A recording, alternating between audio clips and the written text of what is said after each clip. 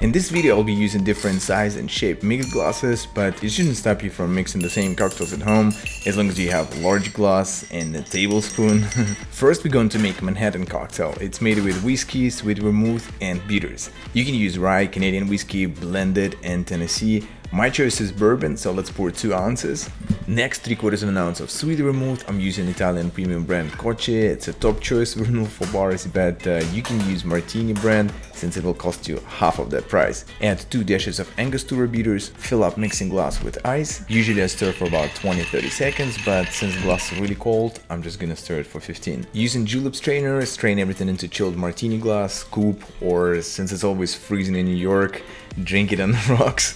Garnish it with maraschino cherry. Oh, and thanks to Filthy Foods for sending me these awesome individually packed delicious cocktail cherries to try. Make sure to try with different types of whiskey to find out which one is the best for you. Let's make a Long Island iced tea. For some reasons bartenders don't like to make it at the bar, assuming you want to get up and can taste alcohol since it has pretty much everything in it, but it's such a great drink when you make it right, and it's not always about drinking old fashions and Negronis, right? Pour into shaker in equal parts vodka, rum, gin, tequila, orange liqueur, simple syrup. Oh, and you always can make your own simple syrup by mixing sugar and hot water. Always use fresh ingredients. I need 1 lemon, and usually garnish for Long Island iced tea is lemon slice or wedge, but I will use zest, so I will make it now and squeeze 3/4 of an ounce of juice. Pour it into the shaker, fill up with ice and shake it for 10 seconds with a smile.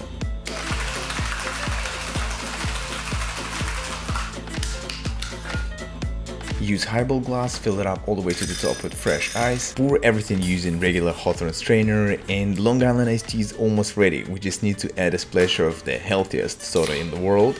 Garnish with lemon zest, and you never ever have to worry about bartenders giving you weird look, because now you can make your own delicious Long Island iced tea at home. Next on the list is the Bronx cocktail. I'm pretty sure you haven't tried this cocktail before, but it's really simple to make. So first we need 1 orange, cut large zest for garnish. Now squeeze 1 ounce of juice and pour it into the shaker. Now it's going to be pretty much just like in a perfect martini recipe. We need 2 ounces of gin, 1/4 ounce of dry vermouth and 1/4 ounce of sweet vermouth. You can add orange bitters, but that's optional. Now fill up shaker with ice and shake it for 10-15 seconds. Pour everything into the chilled coupe or Nick and Nora glass. Garnish is also optional, but for you guys I made this heart from orange zest just to show how much I love you guys for liking this video. According to different sources, this cocktail could be created in Philadelphia or New York, but oh well, if you tried Perfect Martini and enjoyed it, now it's time to try the Bronx cocktail. Oh, it's getting better and better, and now let's work on the New York Sour. But first, quick disclaimer, bartender that made from plants realized that it tastes so much better with the best egg white replacement, aquafaba. Instead of using egg white, I need juice from chickpeas, strain it into the clean bottle, then you can store it in the refrigerator for up to 5-7 days. Okay, I got this egg white weight off my shoulders, and now let's pour into the shaker 2 ounces of your favorite rye or bourbon, half an ounce of the simple syrup. We need 1 ounce of fresh lemon juice, and as usual, first make a lemon zest for garnish. Well, first one didn't come out great, so I made another one. Now squeeze in exactly 1 ounce and pour it into the shaker. You need just about 2 spoons of aquafaba. Here I'm pouring 1/4 of an ounce, 1 dash of Angostura bitters. I'm going to dry shake for like 10-15 seconds, and I prefer to use it instead of eggs since it's still going to be rich and creamy, but not too thick when you're using egg whites. Now add ice and shake again. I prepared a bottle of rarest wine on the market, Romani Conti 1945. Put large cube of ice in the double rocks glass. Well, ice from 7-Eleven will almost be as good.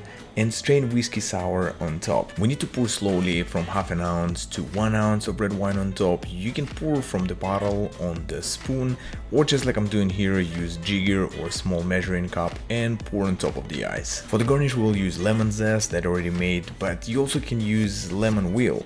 If you enjoy sipping whiskey sour, add this on your list ASAP, even if you're not a wine drinker. Continue our journey and going to land almost at every New York City borough, so we are at the Brooklyn now. Let's pour 2 ounces of premium rye whiskey, 1 ounce of dry vermouth, next maraschino liqueur, and we need 1/4 of an ounce. We also need 1/4 of an ounce of Amaro Chiaro. If you're not familiar with this spirit, it's a really old beer orange Italian 60 proof digestive. Put plenty of ice into mixing glass and stir it for like 20 seconds. Strain into the chilled coupe or martini glass, garnish with maraschino cherry, but hope you're still comfortable since we're slowly moving from Brooklyn to Queens. It's really similar to the Bronx cocktail, but instead of the orange juice, we will use pineapple. So we need shaker, 1.5 ounce of gin, half an ounce of dry vermouth, and 3/4 ounce of sweet vermouth. Better use freshly squeezed pineapple juice, but I needed to make a Staten Island Ferry cocktail, so here I will use 1 ounce of canned juice. Fill up our super glamorous shaker with ice, shake well, and strain everything into the chilled coupe or martini glass. Traditional garnish for Queen's cocktail would be a pineapple slice or no garnish at all, but as I said, we're not ready to cut our pineapple yet, so we will just take a few leaves and stick them together with a stainless steel cocktail pick. We're leaving Queens and going back to Manhattan to iconic Milk and Honey bar where was created my favorite cocktail from New York, Penicillin. I will make it in my biggest rocks glass, so I need a large cube of ice. Let me cut it really quick. In the original recipe you need honey ginger syrup, but to make it a little bit easier for you, I will use fresh ginger roots, cut it in small pieces. Now I will make honey syrup, which is similar to simple syrup. Let's just put 1 ounce of raw honey, 1 ounce of hot water, 1 magic finger snap, and honey syrup is ready. We will use shaker, put ginger inside, add 3/4 ounce of syrup and muddle it. I know it's already pretty exciting, but wait for it. Next, let's squeeze 3/4 ounce of fresh lemon juice. We need 2 ounces of blended Scotch whiskey. I will be using the most popular Scotch in the world, Johnny Walker Red Label, and not because it's the most popular or just because it was $1 cheaper than Dewar's.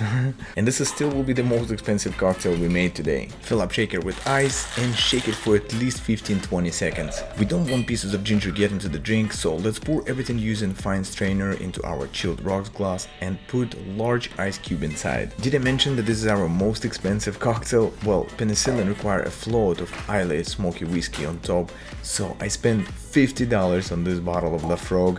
Make sure to hit the like button right now for my efforts making this episode. You need just 1/4 to half an ounce of it, but it's definitely a nice smoky flavor to this cocktail and wouldn't be so perfect without it. Pretty simple garnish, we'll use candied ginger. I will choose one small and pretty, put it on top of the ice or use cocktail pick. Penicillin cocktail is definitely quite an investment. If you want to make it at home, make sure you try it somewhere at the bar first. Not all of you will love it as much as I do. Whatever you were doing in 1800s, you sure weren't hanging around the hotel Metropole that the cocktail was named after. Really easy to make. Pour 2 ounces of cognac or brandy, 1 ounce of dry vermouth, 2 dashes of Peychaud bitters, and 1 dash of orange bitter. Fill up mixing glass with ice. Do this bar spoon spin just like they were doing in Hotel Metropole. Stir it for 15 to 20 seconds and strain in the chilled coupe glass. For the garnish we will need 1 maraschino cherry. Thanks again Filthy Foods for supplying cherries for this episode.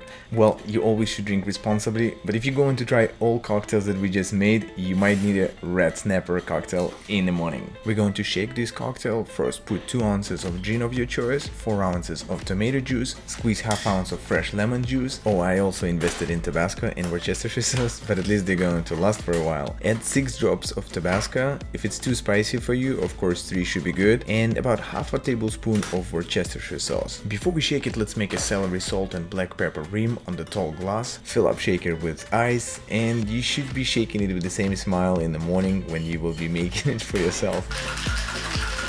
Strain everything into the rimmed glass and add ice all the way to the top. For the garnish we will need 1 tall celery stick and a lime wheel, but lime is actually optional. Well, basically a better Bloody Mary, right? Let me know if you're going to try this version or prefer to stick to classic Bloody Mary, which by the way also was created in St. Regis Hotel, New York in the 40s.